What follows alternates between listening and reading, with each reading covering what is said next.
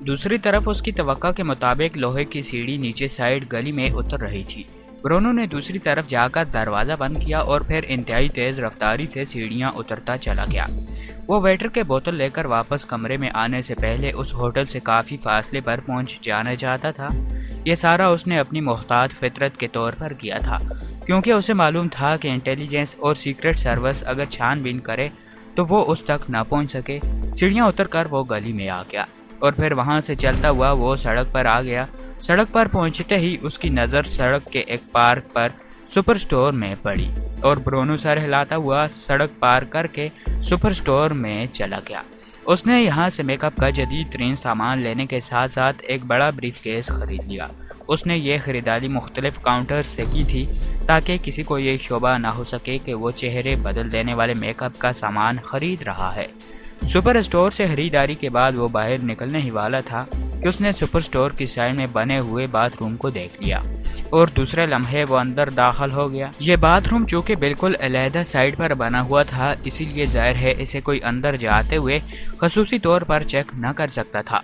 Bathroom में दाखिल होते ही उसने अटैची केस खोला और उसमें रखे हुए फालतू जोड़ों को बाहर निकाल के उसने अपना लिबास उतार कर पहन लिया। इसके बाद रूम के आईने में उसने अपना मेकअप करना शुरू कर दिया। वो अब मकामी मेकअप कर रहा था। चुनाचे 15 मिनट के बाद उसने फाइनल टचीज के बाद हाथ धोए और मकामी आदमी के रूप में मेकअप कर लिया। उसने अपना चेहरा उस हद तक बदल लिया था कि अब इसे गैर मुर्गी के तौर पर कोई न पहचान सकता था। आईने में अच्छी तरह तसल्ली कर लेने के बाद उसने ब्लू कैप्सूल वाली डिब्बिया के मुतल्लिक इत्मीनान किया कि वो नए लिबास के खुफिया जेब में पहुंच चुकी है। उसके बाद उसने कागजात को बाहर निकाला और लाइटर की मदद से इनको आग लगा दी ताकि इस सिलसिले में कोई सबूत बाकी न रहे। मुकामी मेकअप के बाद उन कागजात की ज़रूरत बाकी न रही थी और अगर ज़रूरत पड़ भी जाती तो इसे मालूम था कि दौलत खर्च करने से ऐसी कई सीट दोबारा बनवाई जा सकती हैं। इन तमाम कामों से फारिग होकर उसने अपना पुराना और नया अटैची केस उठाया और बाथरूम का दरवाज़ा खोलकर बाहर आ गया। चंद लम्हे इधर उधर देखने के बाद वो बजाय मेन रोड पर जाने के अकबी दरवाजे से होता हुआ एक तंग सी गली में आ गया और उसने एक कूड़े के बड़े से ड्रम में पुराना अटैची केस उछाल दिया। अब वो नया ब्रीफ केस उठाए बड़े इत्मीनान से चलता दोबारा मेन रोड पर आ गया। फिर वो पैदल ही आगे बढ़ता गया। यह शहर का वस्ती इलाका था, इसीलिए जल्द ही इसे एक और होटल नजर आ गया। यह होटल पहले होटल से कई ज्यादा शानदार नजर आ रहा था। वो इत्मीनान से अंदर गया और फिर इसे बगैर किसी तरदो के वहाँ कमरा मिल गया। अब वो पूरी तरह मुतमईन था कि अगर इंटेलिजेंस या सीक्रेट सर्विस इसे तलाश कर भी रही होगी तो अब वो इनके हाथ नहीं आ सकेगा। कमरे में पहुंचकर उसने रूम सर्विस से खाना वहीं कमरे में मंगवा लिया और इत्मीनान से खाना खाकर वो आधी बोतल विस्की की हल्क में उंडेल कर पूरी तरह फ्रेश हो गया। जब वेटर बर्तन उठा ले गया तो उसने टेलीफोन का रिसीवर उठाया और होटल एक्सचेंज के ऑपरेटर से अक्सर रोड पर वाक़े काशीन बार का मिलाने को कहा। चंद ही लम्हों के बाद राब्ता कायम हो गया। हेलो काशीन बार। दूसरी तरफ से एक करख्त आवाज़ सुनाई थी। मैं मिस्टर राइफल से बात करना चाहता हूँ, मेरे पास उनके लिए एक बड़ा काम है। ब्रूनो ने स्पार्ट लहजे में कहा। कौन सा बात कर रहे हैं? दूसरी तरफ से पूछा गया। मेरा नाम मार्टी है, लेकिन मिस्टर राल्फ मुझसे वाकिफ नहीं है। मुझे उनके मुतल्लिक कहीं से टिप मिली है। ब्रूनो ने जवाब दिया। काम क्या है? चंद लम्हों की खामोशी के बाद दूसरी तरफ से पूछा गया। ये तो मिस्टर राफल को ही बता सकता हूँ, ब्रूनो ने मुंह बनाते हुए कहा। सॉरी मिस्टर राफल अजनबी अफराद से नहीं मिला करते, आप कहीं और ट्राई करें। दूसरी तरफ से सख्त लहजे में कहा गया। सोच लीजिए, काम बड़ा है और मुझे बताया गया है कि मिस्टर राल्फ इंतहाई बाउसूल और नडर आदमी है। ब्रूनो ने कहा। आपको दुरुस्त बताया गया है, लेकिन वेरी सॉरी, अब आप दोबारा फ़ोन करने की कोशिश न करें। दूसरी तरफ से करख्त लहजे में कहा गया और इसके साथ ही राब्ता ख़त्म हो गया। ब्रूनो ने बुरा समूह बनाते हुए रिसीवर रख दिया। राल्फ ने इसे बेहद मायूस किया था और अब वो सोचने लगा कि इसे आखिर किस तरह यहाँ से निकलना चाहिए। चंद लम्हे सोचने के बाद इसने यही फैसला किया कि यहाँ से ट्रेन के ज़रिए किसी सरहदी शहर में चला जाए और फिर वहाँ से कोई न कोई बंदोबस्त हो ही जाएगा। चुनाचे उसने सोचा कि कुछ देर आराम करने के बाद वो स्टेशन पहुँच जाएगा और फिर इसे सरहदी शहर में जाने के लिए कोई न कोई ट्रेन मिल ही जाएगी। यही सोचता हुआ वो उठा और बेड पर लेट गया। अभी इसे बेड पर लेटे हुए चंद ही मिनट गुजरे थे कि दरवाजे पर जोर से दस्तक हुई। यस, ब्रूनो ने चौंक कर उठते हुए कहा और दूसरे लम्हे वो उछल कर खड़ा हो गया क्योंकि दरवाज़ा खुलते ही दो लंबे तड़ंगे नौजवान ओवर कोट की जेबों में हाथ डाले अंदर दाखिल हुए। उनके चेहरों से ही जाहिर हो रहा था कि आने वाले का ताल्लुक ज़ेर ज़मीन दुनिया से है। आपने रालफ से बात करने के लिए कहा था, एक नौजवान ने कदरे कराहत लहजे में कहा। क्यों? ब्रोनू ने उलझन आमेज लहजे में कहा। हम आपको लेने आए हैं ताकि आपकी मुलाकात मिस्टर रालफ से करा दी जाए। उसी नौजवान ने कदरे नर्म लहजे में कहा। लेकिन उसने तो काम से जवाब दे दिया था। ब्रोनू ने मुंह बनाते हुए जवाब दिया। उसका एक हाथ कोट की जेब में था जिसमें रिवॉल्वर मौजूद था और वो हर किस्म की सिचुएशन से निपटने के लिए पूरी तरह से तैयार था। हमारा तरीका यही है, हम बराह रास्त बात नहीं करते। हमने आपकी कार ट्रेस की और फिर यहाँ पहुँच गए। ये हिफाजती तरीक़ाकार है ताकि गलत आदमी हमें इस्तेमाल न कर सके। अब आप हमारे साथ चलें, हम आपको बास तक पहुँचा देंगे। इसके बाद अगर आपकी बात तय हो गई तो ठीक है, वरना आपको यहाँ वापस पहुँचा दिया जाएगा और हम भूल जाएंगे। आप बेफिक्र रहें। बास बदयानती नहीं करता, वो हर काम बाउसूल तरीके से करने का आदी है, उस नौजवान ने कहा और ब्रोनू ने सर हिला दिया और फिर उसने अपना ब्रीफ केस उठाया और उनके पीछे चलता हुआ कमरे से बाहर आ गया। हाल के बाहर उनकी स्याह रंग की कार मौजूद थी। ब्रोनू उनकी कार में बैठ गया और दूसरे लम्हे कार मेन रोड पर दौड़ने लगी।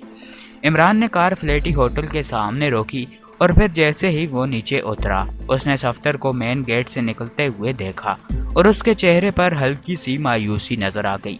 क्या हुआ सफ्तर, क्या पंछी उड़ गया? इमरान ने मुस्कुराते हुए कहा। हाँ इमरान साहब, वो आदमी तो बहुत तेज है। उसने यहाँ कमरा लिया, 2 रोज की रकम एडवांस जमा करवाई और फिर वेटर को विस्की की बोतल का कहकर वहाँ से गायब हो गया। सफ्तर ने जवाब दिया। तुम्हें कैसे मालूम हो गया कि ये वही शख्स था? इमरान ने पूछा। मैंने असलम शाह से इसका हुलिया और लिबास के मुतालिक मालूमात हासिल कर ली थी, सफ्तर ने मुंह बनाते हुए कहा। क्या वो वेटर ड्यूटी पर है? इमरान ने सर हिलाते हुए कहा। हाँ, खासा होशियार वेटर है, बड़ी मुश्किल से बात करने पर आमादा हुआ है, सफ्तर ने कहा।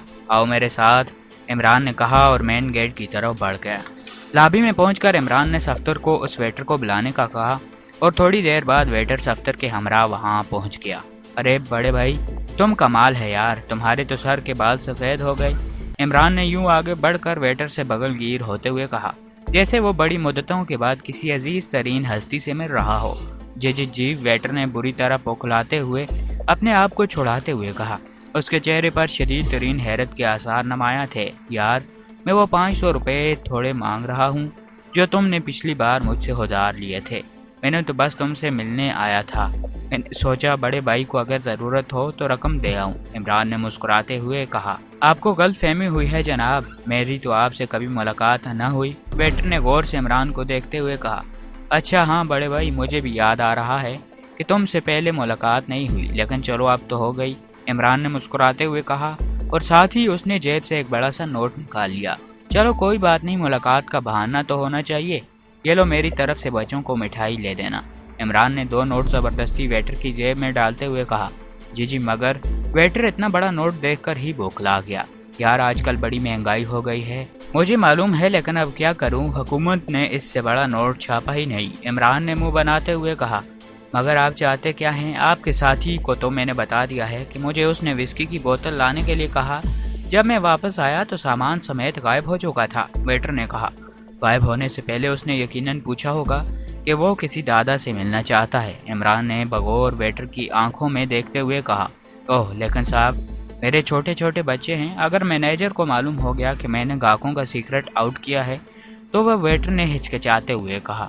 तो कोई बात नहीं, तुम्हें हम सीक्रेट सर्विस में नौकर करा देंगे, इमरान ने कहा और सफ्तर बेख्तियार मुस्कुरा पड़ा। ओह साहब, आप पहले बता देते साहब। वेटर सीक्रेट सर्विस का सुनते ही घबरा गया और उसने जेब में हाथ डालकर नोट वापस निकालने की कोशिश की।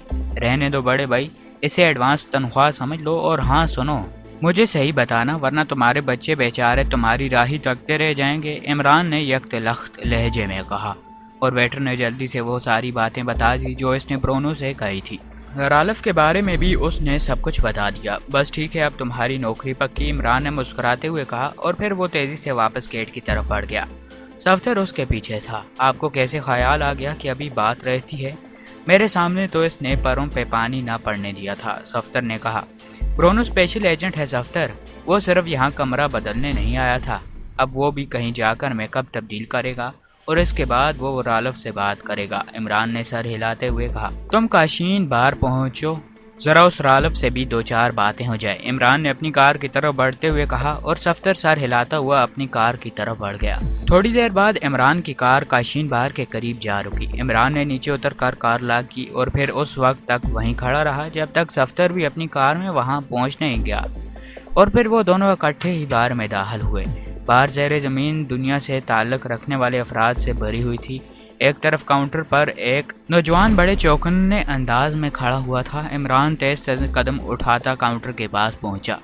رالف سے کہو سپرنٹنڈنٹ فیاض کا ایک خصوصی پیغام ہے، عمران نے نوجوان سے مخاطب ہو کر کہا۔ اوہ سپرنٹنڈنٹ فیاض، وہ سینٹرل انٹیلیجنس والے؟ نوجوان نے بری طرح چونکتے ہوئے کہا۔ ہاں بالکل وہی، جلدی بولو ورنہ ہو سکتا ہے تمہارے باس کا لمبا نقصان ہو جائے، سپلائی پر چھاپا پڑ سکتا ہے، عمران نے کہا۔ اس کے چہرے پر اس وقت گہری سنجیدگی تھی۔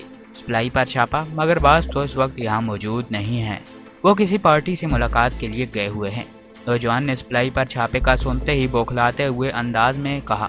جہاں بھی ہو اس سے بات کراؤ ورنہ بعد میں ہمیں شکایت نہ کرنا کہ ہم مہانہ بھی دیتے ہیں اور ہمارا مال بھی پکڑا جاتا ہے، عمران نے سر ہلاتے ہوئے کہا۔ او اچھا، آپ تشریف رکھیں، میں پتہ کرتا ہوں، نوجوان نے پریشان ہوتے ہوئے کہا، اور اس کے ساتھ ہی اس نے ریسیور اٹھایا اور ایک ڈائل کرنے لگا۔ میلکم بول رہا ہوں جناب، کیفے سے انٹیلیجنس کے سپرنٹنڈنٹ فیاض نے 2 انسپکٹر بھیجے ہیں، وہ آپ سے فوری طور پر ملنا چاہتے ہیں۔ کسی سپلائی پر چھاپے کا مسئلہ ہے، نوجوان نے کہا، اور اس نے خود ہی عمران کو صفدر کو CID انسپکٹر بھی بتا دیا۔ ظاہر ہے اس نے آئیڈیا لگایا یا سپرنٹنڈنٹ انسپکٹروں کو ہی بھیج سکتا ہے، اب ڈائریکٹر جنرل کو تو بھیجنے سے رہا۔ لیجئے جناب، آپ خود بات کیجئے، باز فون پر ہیں، نوجوان نے ریسیور عمران کی طرف بڑھاتے ہوئے کہا۔ یس، انسپکٹر رحمان بول رہا ہوں، عمران نے لہجہ بدلتے ہوئے کہا۔ انسپکٹر رحمان، لیکن اس سے پہلے تو آپ کا نام کبھی نہیں سنا۔ دوسری طرف سے ایک کرخت لیکن حیرت بھری آواز سنائی دی۔ اب تو سن لیا ہے، آپ فوراً ملیں ورنہ بعد میں ہم آپ کے ہونے والے بڑے نقصان کے ذمہ دار نہ ہوں گے، عمران نے اسپاٹ لہجے میں کہا۔ آپ پیغام دے دیں، میں اس وقت مصروف ہوں۔ دوسری طرف سے چند لمحوں کے بعد آواز آئی۔ چلیں ٹھیک ہے، جب آپ کو فرصت مل جائے تو سپرنٹنڈنٹ فیاض سے رابطہ قائم کر لیجئے، ہم ہی فارغ پھرتے ہیں آپ کی نظر میں، عمران نے کرخت لہجے میں کہا۔ اس کے ساتھ ہی اس نے ہاتھ بڑھا کر ریسیور رکھ دیا۔ اس کے چہرے پر ایسے تاثرات تھے جیسے اسے رالف کی بات بے حد بری لگی ہو۔ آؤ انسپکٹر، اب ہمارا باس جانے اور ان کا باس، ہم نے اپنا فرض ادا کر دیا، عمران نے تیزی سے مڑتے ہوئے کہا، اور صفدر بھی کندھے اچکاتا ہوا مڑ گیا۔ کیفے کے ساتھ ہی ایک میڈیکل سٹور تھا جس کے ساتھ برآمدے میں پبلک فون بوتھ موجود تھا۔ عمران نے صفدر کو وہیں رکنے کا اشارہ کیا اور خود تیز تیز قدم اٹھاتا فون باکس میں داخل ہو گیا۔ اس نے سکے ڈال کر انکوائری سپروائزر کے ڈائل کیے۔ یس انکوائری سپروائزر، رابطہ قائم ہوتے ہی دوسری طرف سے آواز سنائی دی۔ Superintendent Fayyaz intelligence bureau, Imran نے انتہائی سخت لہجے میں کہا۔ اوہ یس سر، حکم فرمائیے سر، دوسری طرف سے بوکھلائی ہوئی آواز سنائی دی۔ ایک فون بتاتا ہوں، اس فون کا پتہ بتاؤ، لیکن خوب سوچ کر، غلط نہیں ہونا چاہیے ورنہ، عمران نے لہجے کو اور زیادہ کرخت کرتے ہوئے کہا۔ سر آپ حکم فرمائیں سر، ہم تو خادم ہیں، غلطی کیسی سر، دوسری طرف سے کہا گیا، اور عمران نے اسے وہ فون دیا جو اس کے سامنے کاؤنٹر مین نے ڈائل کیا تھا۔ 1 منٹ ہولڈ فرمائیے، میں چیک کر لوں، دوسری طرف سے کہا گیا، اور پھر چند لمحوں بعد آواز دوبارہ سنائی دی۔ سر پتہ نوٹ فرمائیے، دوسری طرف سے کہا گیا۔ اب بولو، عمران نے کہا۔ سر یہ فون ڈاکٹر برکلے انکسٹن روڈ کوٹھی نمبر 12 میں نصب ہے، ڈاکٹر برکلے کے نام پر، سپروائزر نے جواب دیا۔ اچھی طرح چیک کر لیا ہے، عمران نے زور دے کر کہا۔ یس سر، میں نے اچھی طرح چیک کر لیا ہے، سپروائزر نے بااعتماد لہجے میں کہا۔ گڈ، اب یہ کہنے کی ضرورت تو نہیں، it is top secret, Imran نے اس بار قدرے نرم لہجے میں کہا۔ سر میں سمجھتا ہوں سر، آپ بے فکر رہیں سر، سپروائزر نے جواب دیتے ہوئے کہا، اور عمران نے اوکے کہہ کر ریسیور رکھ دیا۔ آؤ صفدر، عمران نے فون باکس سے باہر نکلتے ہوئے کہا۔ پتہ لگ گیا ہے، صفدر نے کہا۔ ہاں انکنسٹنٹ اسٹریٹ پر ڈاکٹر برکلے کی کوٹھی میں موجود ہے۔ آؤ، عمران نے کہا اور اپنی کار کی طرف بڑھ گیا۔ صفدر نے اپنی کار بھی سنبھال لی اور پھر دونوں کار ایک دوسرے کے پیچھے دوڑتی ہوئی انفنسٹن روڈ کی طرف بڑھتی چلی گئی۔ برونو کو ایک خاصی بڑی کوٹھی میں لے جایا گیا جہاں 10 کے قریب مشین گنوں سے مسلح افراد برآمدے میں بڑے مستعدانہ انداز میں پہرا دے رہے تھے۔ کار پورچ میں رکتے ہی دونوں نوجوان باہر آ گئے۔ برونو بھی بریف کیس سنبھال لے باہر آ گیا۔ آئیے ہمارے ساتھ، نوجوان نے کہا۔ और फिर वो ब्रोनू को हमरा लिए अंदरूनी इमारत की तरफ बढ़ने लगा। एक राहदारी से गुजर कर वो एक बड़े कमरे में पहुंचे जिसे इंतहाई खूबसूरत अंदाज में सजाया गया था। एक बड़ी सी मेज के पीछे एक दुबला पतला और बांस की तरह लंबा उधेड़ आदमी बैठा हुआ था। उसकी आंखों को बट्टों जैसी थीं, लेकिन उनमें कोबरा सा सांप जैसे चमक थी। बास, मिस्टर मार्टी, ब्रोनू को लेकर आने वाले नौजवान ने अंदर दाखिल होते ही मोदबाना लहजे में कहा, ओह मिस्टर मार्टी, तशरीफ लाइए, मेरा नाम रालफ है। दुबले पतले आदमी ने मुस्कुराते हुए कहा और फिर मेज के सामने रखी हुई कुर्सी की तरफ इशारा किया। ब्रोनू बड़े इत्मीनान से चलता हुआ कुर्सी की तरफ बढ़ा और इसने ब्रीफकेस एक तरफ रख कर कुर्सी संभाल ली। ब्रोनू को लेकर आने वाले दोनों नौजवान बड़े मोदबाना अंदाज में दरवाजे के करीब ही खड़े हो गए। मुझे अफसोस है मिस्टर मार्टी कि आपको इस अंदाज में यहाँ आना पड़ा, लेकिन ये हमारे हिफाजती निज़ाम का सिलसिला है। इस तरह हम बहुत सी उलझनों से बच जाते हैं। रालफ ने पतले पतले होंठ भींचते हुए कहा, कोई बात नहीं, वैसे मुझे आपका ये तरीका पसंद आया। ब्रोनू ने कहा, आप अब खुलकर बात करें कि आप हमसे क्या चाहते हैं। रालफ ने स्पार्ट लहजे में कहा, मैं एक आदमी को खुफिया तौर पर सरहद पार कराना चाहता हूँ, इंतहाई महफूज तरीके से, काफरिस्तान की सरहद। ब्रोनू ने कहा, उसके साथ माल क्या होगा? रालफ ने कहा, बस वो अकेला आदमी, कोई माल नहीं। ब्रोनू ने जवाब दिया। वो आदमी कौन है? रालफ ने आगे की तरफ झुकते हुए कहा, उससे आपको कोई मतलब नहीं होना चाहिए, आप रकम बताएं। ब्रोनू ने खश लहजे में कहा, मतलब यह है कि वो आदमी अपनी रजामंदी से जाएगा या इसे बेहोश करके ले जाया जाएगा? कोई अहम शख्सियत है मुल्क की, कोई साइंसदान वगैरह? रालफ ने कहा, अरे नहीं, ऐसी कोई बात नहीं, वो बस एक आम सा आदमी है और खुद जाएगा और वो आपसे मुकम्मल तावन करेगा। ब्रोनू ने मुस्कुराते हुए कहा, मैं इस खेल को समझा नहीं मिस्टर मार्टी, आप खुलकर बताएं ताकि मैं अच्छी तरह समझकर हाँ या ना करूं।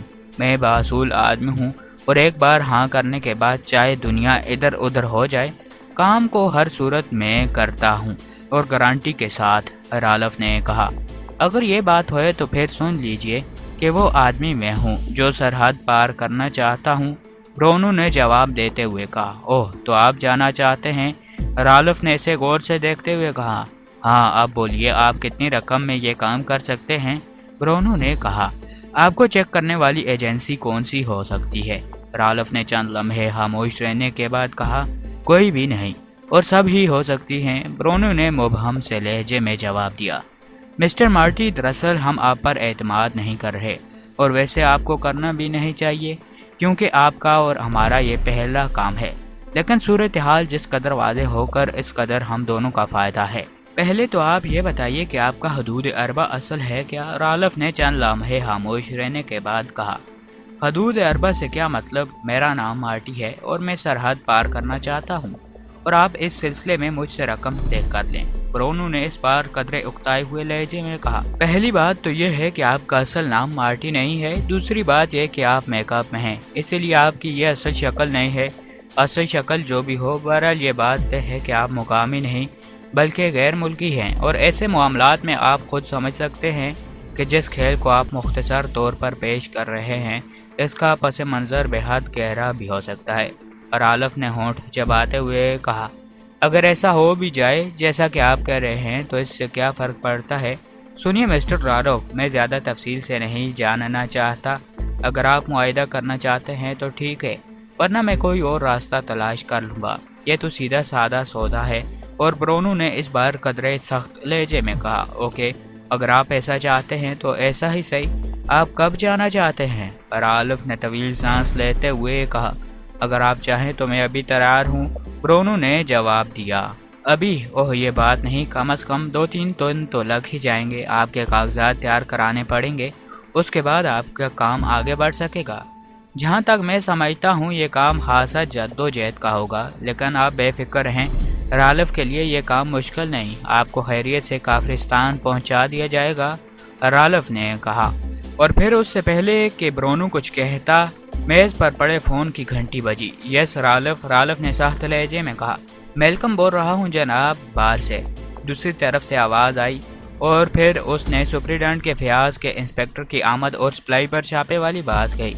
रालफ के चेहरे पर हैरत के आसार उभरे اور اس نے انسپیکٹر سے براہ راست بات کرنی شروع کر دی، لیکن جلد ہی رابطہ ختم ہو گیا۔ رالف چند لمحے بیٹھا کو سوچتا رہا، پھر اس نے تیزی سے فون گھمانا شروع کر دیا۔ یس، PA2 سپرنٹینڈنٹ سینٹرل انٹیلیجنس۔ دوسری طرف سے ایک آواز سنائی دی، فیاض صاحب سے بات کرائیں، میں کاشین بار سے رالف بول رہا ہوں، رالف نے کہا، اور پھر دوسری طرف سے کوئی بات سن کر انتظار کرنے لگا۔ یس، سپرنٹینڈنٹ فیاض آن دی لائن۔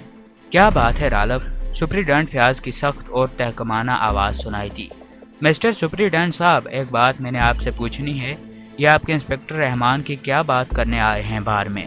رالف نے سخت لہجے میں کہا۔ انسپیکٹر رحمان؟ کیا تم نشے میں ہو؟ رحمان نام کا کوئی انسپیکٹر ہمارے محکمے میں نہیں ہے، سپرنٹینڈنٹ فیاض نے حیرت بھرے لہجے میں کہا۔ دوستو، آج کی اس ویڈیو میں بس اتنا ہی۔ امید ہے آپ سب کو ویڈیو پسند آئی ہوگی۔ ویڈیو پسند آ جائے تو ویڈیو کو لائک کرنا نہ بھولیے گا، اور اگر آپ چینل پر نئے ہیں تو چینل کو سبسکرائب کرتے ہوئے ساتھ میں موجود بیل آئیکن کو دبا کر آل نوٹیفیکیشن لازمی سلیکٹ کر لیں تاکہ ہماری ہر نئی ویڈیو آپ تک آسانی سے پہنچ جائے۔ ملیں گے اگلی ایپیسوڈ میں، تب تک مجھے دیجیے اجازت اور اپنا بہت سارا خیال رکھیے گا۔ اللہ پاک آپ سب کا حافظ و نگہبان۔ ہنستے رہیے اور ہمیشہ مسکراتے رہیے۔